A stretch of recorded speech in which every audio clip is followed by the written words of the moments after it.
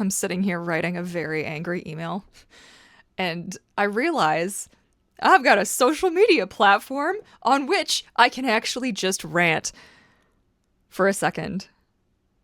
So I want to talk to you guys about the consequences of masking. I just want to break this down a bit because I say very often, and I've got so many videos where this is like the theme, why a diagnosis actually matters and what kind of an impact that can actually have on someone like me. And that's important. And it is. I want to talk to you about why being such a highly masked individual is so utterly devastating. Because everything that I am, everything that I strive to be, everything I've built is all based around you and your comfort, your wants, your needs, your likes, your dislikes. I'm not saying I'm particularly good at it. You can ask, there's a few people I can think of in my life who would be like, oh, pfft, to that. But it's true. Whether you feel a kind of way or not, it's just the truth. I have built a version of myself that I hoped would be digestible, that would be liked, that was of value to other people. And today, actually, it hasn't even been today. It's really been over like the last little while, really since the video where I talked about what it was like to break my dog's leash and the coil and snapping and all of that. If you haven't watched that video, I'm sure maybe possibly I'll remember to link it somewhere. If not, videos. And it's the one that's called I'm Done Pretending on the Internet. It's a good watch. You guys seem to have liked it. This is going to be of that vein. Okay? Because the fact of the matter is, and I say this very broadly, not pointing in any particular direction, you have to disclaimer shit because there are some people that just love to take shit so fucking personally. It's not always about you. Just like it doesn't always get to be about me. It doesn't always get to be about you. So calm down. I don't like things. Did you know this? There's things I don't like. There's people I don't like. You don't have to like everybody. Everybody does not have to like you. I learned at a very early point in my existence that being liked was what's the word? Synonymous? Is that the word? The same as being liked. No, as being safe. That was a sentence. I'm all over the place. Whatever. You get the idea, okay? That being liked was the same as being safe. That if I was liked, I was safe. If I was liked, I was cared for. If I was liked, I'd have friends. If I was liked, I would do well. I would be okay. And this is a thing that we have in our brains. This is a thing that, like, all animals, all of us, every living thing, you know, anything that lives in a group or in a herd or a pack or whatever, it's like you please like me. Don't, you know, eject me from the colony, as it were. Please, please, please. Like, I just don't not care for me. No, I'm friendly. It's good. No, I'm not different. No, I'm totally the same as everybody else. You don't have to worry about it. I won't be a problem. I'm not trouble. I swear. Oh, fuck off. I'm having really big feelings right now. For a couple of reasons. I have stood up for myself a couple of times this week. And one of these times, it was like 3 or 4 times. And I think one of these times I got a good apology that I was looking for. Another time I got an apology and, hey, this is what I think we could do to make sure that you don't feel this way again. So that I will have something I'll be responsible and you'll have something you'll be responsible for. And that will be good. And then I didn't get an apology for one thing, which I don't fucking expect. I have no expectations of you people. I've got no expectations of anybody anymore. I have expectations of myself. And that's it. And this is this is something it took me 20 years too long to learn. You are not responsible for other people. And just because you would do something a certain way does not mean that everybody will do something a certain way. And you can't have that expectation of people. Now, unfortunately, I also have OCD. And I am in a group trying to deal with it. Oh, but there are things that bother me, and I am very much tired of like sugarcoating myself. I'm very much tired of worrying that if I say the wrong thing, that will effectively end the relationship, the friendship, the whatever it is. It's really hard. The cost of masking for as long as I have means that every relationship I've ever had with anybody, family, friends, coworkers, whatever, is in a way tainted. An expectation was set of how I will react to things. An expectation was set of what it is that I like, what it is that I tolerate, what it is that I don't like. People believe they can treat me a certain way because I have allowed that to happen. Because what if I didn't? And what if you hated me for it? And the problem with this is the relationship that you have with yourself is scarred. It's damaged when you do this. Once upon a time, and I'm going to try and keep this as vague as possible for all parties involved, I had a job, as most of us do. And I had my boss, who wasn't like the highest up the chain of command that you could possibly go, but this particular person was extremely influential. And this person said something wildly inappropriate to me. At the desk, my desk, they had wheeled over and were just spouting off stuff. And me, and made me so uncomfortable. Like, you have no idea. Like, I was sweating and smiling and laughing and nodding at some of the most inappropriate shit that has ever dripped out of somebody's mouth. Okay? And I hate myself for that. I don't forgive myself for just sitting there. I should have said, "Excuse me? We are in a professional setting, and forget that. Why do you think this would be appropriate to say, an appropriate thing to say to me in any setting?" I should have gotten up. I should have walked my ass to the next person up, or gone to HR and been like, "Look." Now, unfortunately, the particular industry that I was in that instance, relies so heavily on whether or not you are a likable person. Can you be liked? Are you liked? So it really doesn't even matter as much if you're good at the job, because if you're as good, maybe not as good as somebody else, but the whole crew likes you, no problem. You're one of us now, you know? And I thought about it every day until my last day at that job. I thought about it. And I wanted to say something. And I never did. And I still can't believe it. Out of such a fear that if I drop it just a little bit, if I don't smile, my instincts were so, and you become misaligned with yourself. This is what makes people sick. This is what makes us crazy.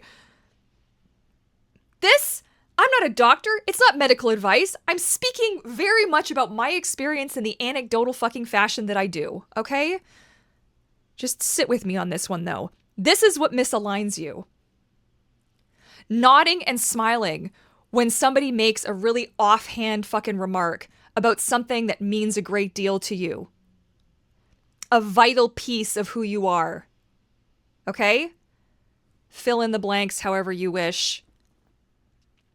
It's meant to be open-ended. But when you don't say something, and we're not always safe to, I recognize that. In some instances, we're not always safe to. Who we're with, whether it's emotionally, mentally, physically, whatever.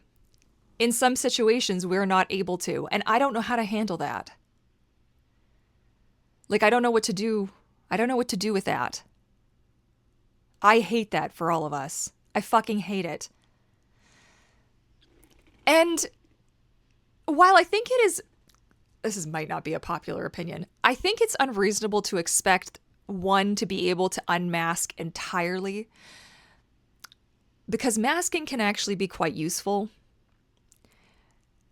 And I think to a certain extent, we are all kind of generally expected to mask. It's kind of like, we used to joke about this. I don't really find this funny anymore.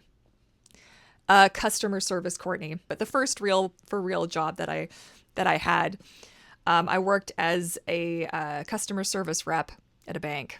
And this like fundamentally formed me. This was not the first time that I had encountered like leave it at the door, this kind of a thing, but it was definitely one where I saw it put to use by a lot of other people, where it didn't really matter how you were doing in your personal life when you know, the little door that like, it's got the little latch and then it flings open and then you go behind the counter and all the customers are on the one side and you're behind the thing. Once you walk through that door, you go from like, okay, you know, to this, right? And you're upbeat and, hey, how are you doing? Absolutely. I'll be right with you. Just give me one moment, please. Thank you. You know, this kind of shit. And it doesn't matter how, like, I have had customers. I had one who threw a passbook at me. Passbooks, if you don't know, because you're not from my generation, are the little paper.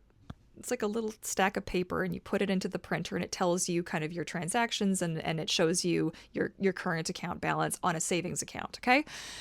And do these even still exist? I don't have one. So I don't know that I've got any savings to record, but like, hey, and I don't know if I had like misheard the client or I had, you know, something had happened and he chucked it at me, like just at my face. And I took it, I was like, oh, for sure. I'm just going to grab my manager. Just give me 1 second, please. And I was like, no, here you go. And thankfully, my manager at the time, this was the first manager that I had at that job because eventually she moved on and we got two others that replaced the dream team who I loved a lot. But the two that replaced were absolute, just the worst. I say that knowing maybe they won't ever see my content. And I sometimes fantasize about running into one or both of these two people on the street and being like, you know, do you remember that time? You remember that time you took me aside and you told me that I'm too bubbly and too happy and too much? There was a very specific thing you said to me. And boy, I really wish to God somebody else had been there to witness that, because that sucked. It sucked. It's been over 2 decades since I worked that job, just so that that's clear. It doesn't take much to soul crush somebody. It really doesn't. You have no idea. And it was so hard for me because maybe I don't know if this was the issue, but there was a time where I would have there'd be clients who would wait specifically for me because I was so upbeat and bubbly and happy and like this, right? There was a time. And so I guess maybe that slowed down the line a little bit. And maybe that was a bit of a piss off. I would like to also just add that job taught me a lot, both good and bad. Okay. And I will never not be grateful.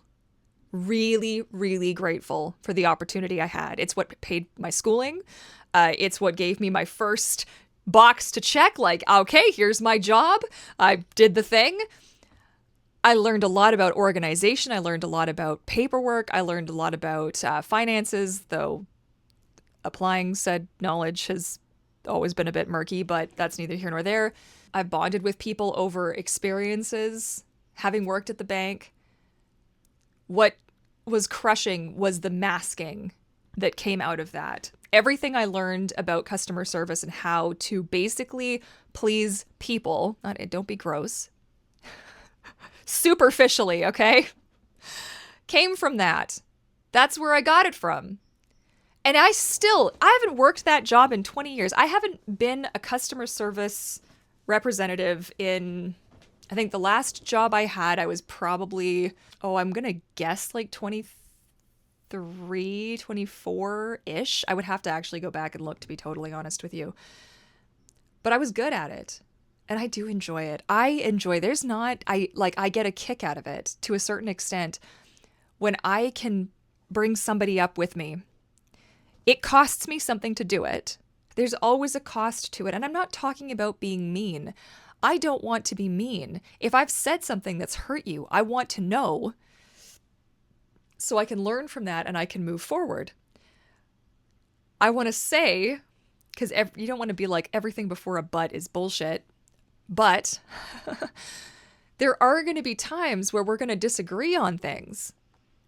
And that, believe it or not, is actually acceptable. There's going to be times where you say something that hurts me. And I have almost never in my life ever actually, like, I'll get upset, but I've never actually fought back. I've never actually said, no, what you said is wrong for me. I don't want to say it to crush you, and I don't want to say it to make you think that I want to end a friendship or that I want to ruin what we've got going here. I just need to say it so that it's heard. Because what is this? Like, what is this? I'm sitting here writing an email because I'm having some feelings. And I don't want to give all the details for it. But I gotta say, not meeting somebody where they're at, exactly where the fuck they're at, and kind of just like, whatever, dusting it under the rug is unacceptable. I am realizing now, approaching the 39-year mark here, I'm realizing I am actually not as easygoing and tolerant of bullshit as I actually thought that I was. And maybe you'll laugh at that and you'll be like, oh, we all saw that and you didn't, but you don't understand. There's actually a process going on in my brain. There's something that happens in your brain where sometimes it spills over because I can't stop it, which is different than me specifically saying, no, I've actually had enough of this. It's different. It may not seem different to you, but if you experience this, you'll understand what I'm trying to say, and I don't know how to explain it better than that. And I feel there are going to be times, right, where, okay, so we agree to disagree on something, or it's not like, everything doesn't have to be a 10. Like some things it's like, okay, well, you said that. I'm just going to log that away and remember that that's a point off the total summary of our relationship kind of a thing, sometimes it's just not worth it to pick a fight with somebody over something. It's not about picking a fight. I use that just to say, like, it's not worth it to say something. Sometimes it's just not. Sometimes you have to know your audience too. Is the person you're going to confront actually going to fucking hear you? Are they actually going to hear you? Do they actually give a shit? Can they actually form thoughts to comprehend what it is that you're saying? Like, you also have to remember that, because I don't think we're all on the same page. I don't think we're all understanding. I'm not claiming to be some kind of like intelligent being here. I am fucking, the bar is on the floor. Like, I'm doing the best I can. And sometimes I just think, you know what? It is not worth me expending energy on this. It's just not. And other times it's going to be an email. And I had to bring something up today that was uncomfortable. I hope that he doesn't mind if I bring it up, but I'm currently getting help for, like, I was going through this whole like pain clinic situation, and this one professional in particular has been wonderful to deal with. Isn't really like, if you remember, if you've been around and you've heard me mention the dietitian that I worked with, these two were cut from the same cloth. Absolutely. These two, you don't often find people that are willing to work with you. At least I'm not. Maybe this is what normal human relationships, normal, whatever the fuck that means, are like. But he was late for my meeting today, and it happens. There's a window, like it happens. But I had to leave another meeting early, and I never bring this kind of shit up. I would sooner light myself on fire than tell somebody else that they've done something that has put me out or upset me or whatever, which is just despicable. And there's so many reasons that I'm like that. But today I did it. Today I was like, this was actually a bit of an issue for me, and it sent me spiraling a little bit. And of course he was apologetic, and we actually worked together to find what kind, because it's the reality of the situation. There's it's kind of like when you go to see your doctor and sometimes they run late because the last patient took a little bit longer. Like, it's the reality of the situation, and I'm not claiming to be the center of anybody's universe, and I don't want to be. It did send me off the fucking rails though. Like, I must have checked the link like 6 or 7 times before it clicked in, and I was like, I'm gonna die. Like, I can't do it. Like, oh God. And instead of just shutting me down, like, my original therapist did this once for me as well, where we had a misunderstanding, and she noticed that something was off, and then she followed up. She followed up with me. Do you know how few times in my lifetime, like, I've got a handful, I've got a fistful of friends who will be like, wait a minute, are you okay? Like, hang on, what? More often than not, I am just fucking brushed aside. You are too difficult, Courtney. You are just, whatever. You're not worth it. Oh, I've already heard what you have to say, kind of bullshit. This is the cost. I don't have boundaries. I have put myself in a position I can't get out of because I have no fucking boundaries. Why? Because I'm weird. And because I'm weird, I have to do all this extra song and dance to make sure that you like me. So if something happens, I'm safe. So I'm not left alone. So I'm not given up on. So I'm not forgotten about. So I'm not just looked over, passed over. I have to do things to make sure that you like me. This is a battle I can't even. My default setting is not this. It's not, it's not like, oh my God, it's not that. My default setting is unpleasant to most people, and I'm sorry for that. For you, I don't know what you want me to do about that, though. Like, I will be there for you. I will be there for you. You tell me that something horrible is happening to you right now, I will get in my fucking car, and hell or high water, I'll move heaven and earth. I will find a way. However I can be there for you. I'll push the fucking limits. And you know what? I won't always do it with a fucking smile on my face. But I will do it because I love you and I care. I don't know what to say. Sometimes I will have an edge to my tone. And it's not because I'm trying. It's not because I want to piss you off or to be a kind of way. It happens when I have relaxed and I haven't noticed. And I feel like I'm safe to do so. Oh, it drives me crazy. The number of you guys, like, bless you all so much. You're like, oh, you'd be such a good friend. Like, I really like you. Like, I really resonate. Oh, can we be friends? Like, can we, like, do you have any fucking clue? This, what you're seeing here, this is me all the time. Yeah. If I'm dealing with a client, I will absolutely tuck that shit away. If I'm dealing with people out there in the universe, I know how to put that away. I know how to put on a good, because that's what you do, right? But, like, if you're going to be friends with me, you have to know it's fucking messy. It's messy. It's not pretty. Okay? I get angry and frustrated easily. It's so hard and it's so frustrating. And a lot of the time, I really just would like to be alone.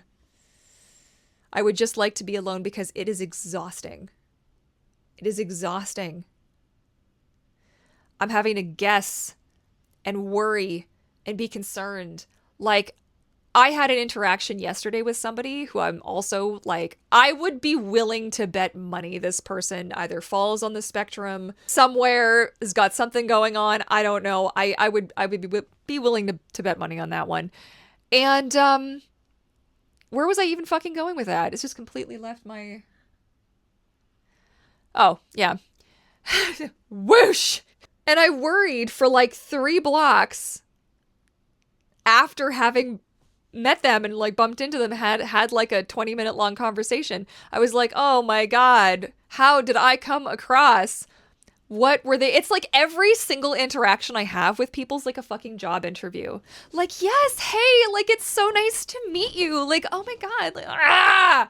I don't know, some stupid reel ended up on my like fucking whatever feed.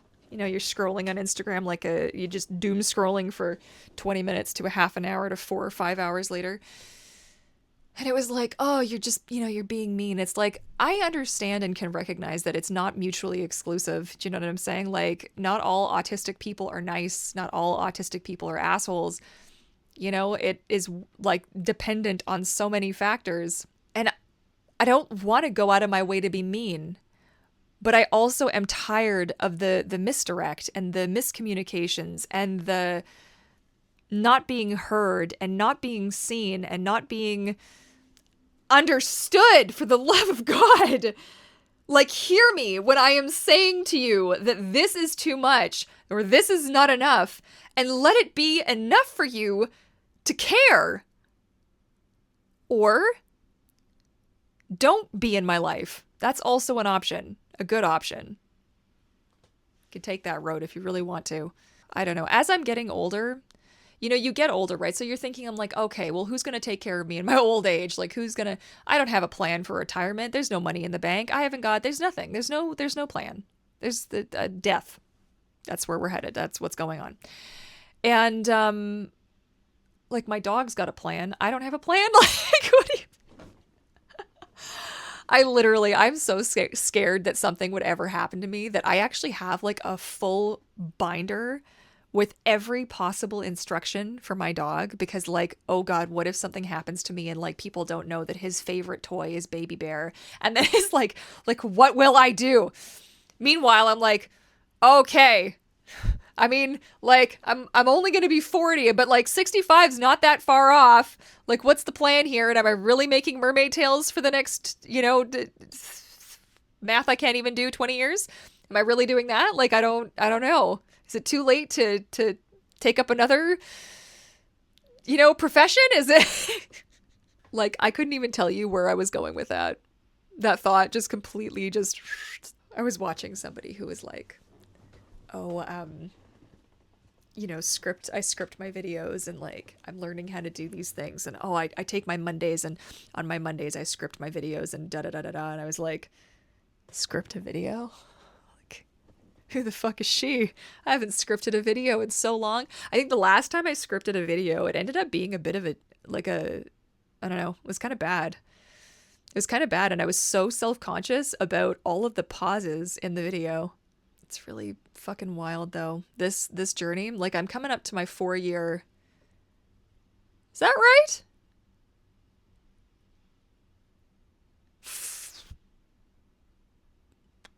4 years since I got my diagnosis. And I don't think I would change anything about that.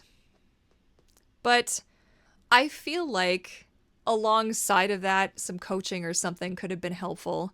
I was joking with my other therapist. How many therapists do you think I have? You need another therapist, Courtney. And I was like, what do you do when the people that in your life, like I've had so much counseling and so much therapy, and I've been through so many programs and so much in this and this and this and this, and yet I'm still somehow the bloody problem in everybody's existence. And he was like, well, are you doing the therapy for you or for other people?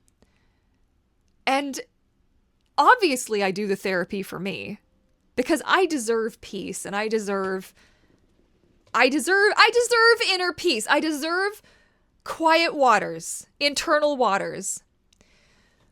But I do the therapy because I am so sick of being everybody's fucking problem. I'm so sick of it. I'm so sick of being the problem. But what do you do when the people who have traumatized you don't go get therapy? And you just never get closure on anything.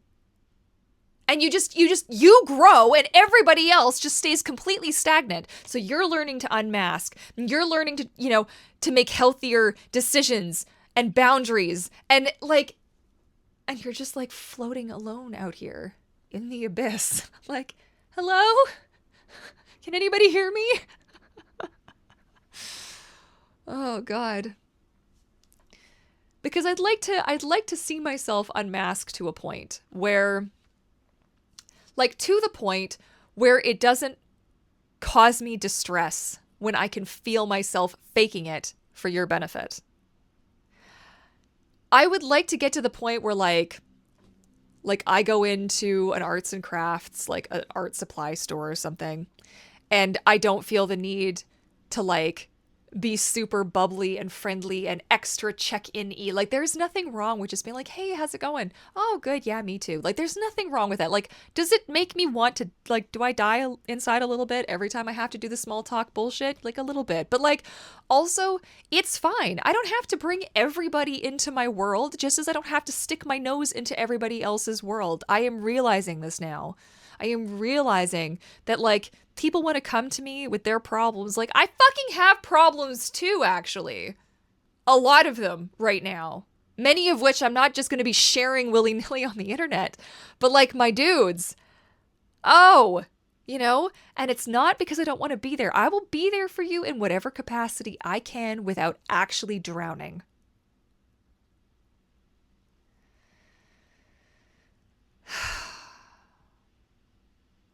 Like throughout my life, people have had no problem. No, I can't do this, or no, like I've seen boundaries at work. I've seen people whip them out. Say no to things, say yes to things. Ask questions about things. Give feedback, have commentary. You know? And I just always assumed like no, it doesn't apply to me. I have been talking for 35 minutes. There's no way this has been 35 minutes. This is what happens when I don't get my opportunity to speak in group therapy. There's also just so much pent up like rage that's just built up over the years. Or maybe it's like it's been worn down, because actually I feel like maybe that's more accurate. It's like I'm a piece of stone that, and the waves that have come in and out and in and out, and like I've just worn down. I've worn down. There's not as much of me left anymore, is kind of what it feels like. But that makes me scared, because like how I will have to build something new. Like I have to. There's a picture of me on the wall.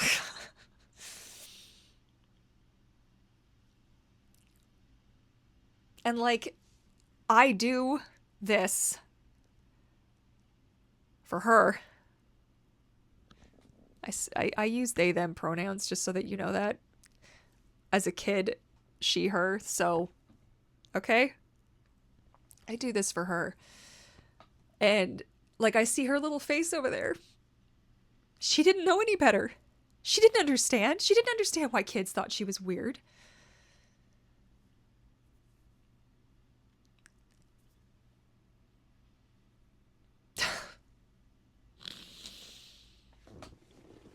You know, and it's the picture I keep up there is about the age where I started putting pieces of the puzzle together, and I was like, "Oh, okay. So not like this, like that to be liked. Okay, I got you."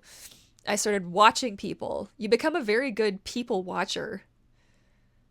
And you learn, you're like, okay, well, when they made this face, that's what this meant, and this was the outcome that was received from here. Oh, but when I did it, it happened a little bit differently, so I better double check on that and see, like, did I was my face just a little bit off? Was it too much eye contact? Oh god, do you know how much of this morning I've spent crying?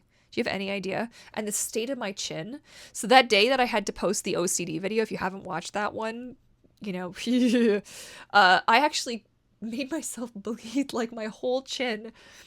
Oh, it was such a mess. I couldn't stop. I was so anxious, and you guys were all so gracious and kind about it. I mean, the video absolutely bombed, but like it didn't matter because the comments, you guys just, oh my god, you're an amazing group of people. Do you know that? Yeah, you watching this. Yes, I'm talking to you. Yes, you. Do you understand how amazing I think you are? And how much you just being here has helped me? Do you know that? I hope you do. I hope you really, really do. And on your next dark day, the next moment that you have, I want you to know that you make a difference in this random person on the internet, in my life, that you matter. Okay? God, just want to curl up into a little ball and cry. But instead, I'm going to paint a dinosaur. Specifically, this dinosaur, because he's already primed. I had started painting the base of him, so I'm going to put on the dinosaurs, and I'm going to do that. And I'm going to give myself about an hour before I get back to my regular work for the day, which I haven't actually started, and I have no idea. It's 2:30. Oh, boy. Well, I'll work a little bit later tonight, and it'll be fine, but it's what I get when I work for myself, right? You can work kind of whatever, so... But I need a bit of a break because it was an emotionally draining morning, and yuck. But all that said, I'm grateful to have an opportunity to speak somewhere where people will hear me. I'm grateful for all of you, and I'm wishing you nothing but the very, very best wherever you are at on your journey. And if you feel comfortable and safe to do so, you'd like to hop into my comment section and let me know where you're at right now. Like, how are things going for you? Like, what is your struggle with masking, if you have one at all? You know, is it something that you're working on, working towards? Do you have a goal in mind? I would love to hear about it, only if you feel safe to do so. There's never any pressure. If you just lurk, that's totally fine too. And I love you guys so much. I want to thank you for watching, and I look forward to catching you all again in my next video. Bye for now.